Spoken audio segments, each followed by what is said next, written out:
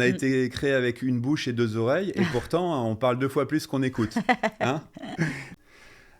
Donc, ce qui a évolué, pour revenir à ta question, hein, c'est que je pense que, ou ce qui doit évoluer, c'est que l'écoute. Mm. Alors, ça paraît évident, hein, on dit souvent, Je suis on a pas sûre été que ça créé. soit si évident Hein. que ça, tu sais. On a été créé avec une bouche et deux oreilles, et pourtant, on parle 2 fois plus qu'on écoute. Hein. Du coup, ça, c'est important. C'est vraiment être à l'écoute active de ses collaborateurs, de son équipe.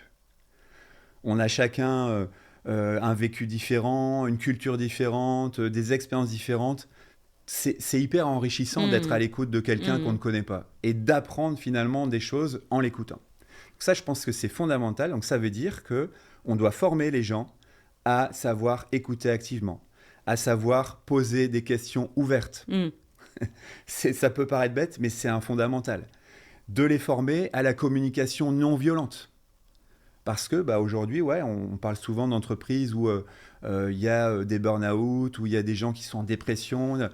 C'est aussi peut-être parce que dans la façon de manager, on n'est pas à l'écoute de ces signaux faibles, où on communique avec eux de manière beaucoup trop agressive, sans tenir compte finalement de la vie, du filtre, hein, des uns et des autres.